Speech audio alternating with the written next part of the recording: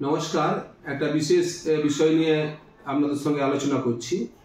আপনারা সবাই জানেন যে চ্যাম্পিয়ন ট্রফি আগামী 9/3/2025 দুপুর 2:30-এ দুবাইয়ে শুরু হবে। এই দুটো ম্যাচে দুটো দেশ প্রতিনিধিত্ব করছে ফাইনালটায়, ভারতবর্ষ এবং নিউজিল্যান্ড। তো আমি ভারতবর্ষ নিয়ে দু কথা বলছি। আগামীকাল দুবাইয়ে 2:30 যে ভারতবর্ষ নিউজিল্যান্ডের সঙ্গে ফাইনাল খেলাটা খেলতে যাচ্ছে, সেই সময়তে ভারতবর্ষের যে দল, তাদের যে রাশিগত অবস্থান এবং ভারতবর্ষের যে ক্যাপ্টেন আমাদের ভারতবর্ষের যে ক্যাপ্টেন রোহিত শর্মা, এই দুটোকে মিলিয়ে আমি একটা আপনাদের কাছে আগের থেকে ভবিষ্যৎবাণী করছি যে ম্যাচ খুব টাফ হবে, প্রচণ্ড টাফ ম্যাচ একটা ভারতবর্ষের পক্ষে। তৎসত্ত্বেও ভারতবর্ষ এই ম্যাচে জিতবে অবশ্যই, সে বিষয়ে কোনো সন্দেহ নেই, কিন্তু জিতার পিছনে ভারতবর্ষকে প্রচুর লড়াই দিতে হবে।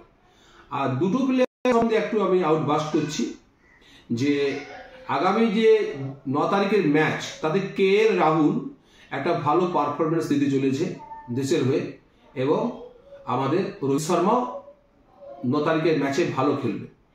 আর কোহলির ক্ষেত্রে অ্যাট এ প্রেজেন্ট টাইম, কোহলির টাইমটা গত ফেব্রুয়ারি 28 তারিখের পর থেকে কোহলির সময়ে কিছুটা চেঞ্জ এসছে। এখন প্রতিটা ম্যাচেই কোহলি খুব ফাইট দিবে, কিন্তু আগামীকাল তার একটু চাপ থাকবে।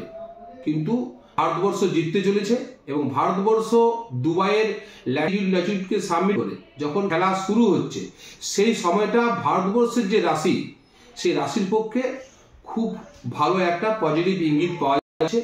অর্থাৎ আমি ভারতীয় হিসাবে ঈশ্বরের কাছে প্রার্থনা করছি যেমন আগামীকাল ভারতবর্ষ জয়লাভ করে এবং চ্যাম্পিয়ন ট্রফি জয়ে ভারতবর্ষে ফিরে।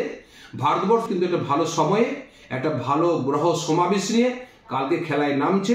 আমি ভারতবর্ষের জয়ের আশা রেখে প্রত্যেককে নমস্কার জানিয়ে একটা ভবিষ্যৎবাণী করলাম।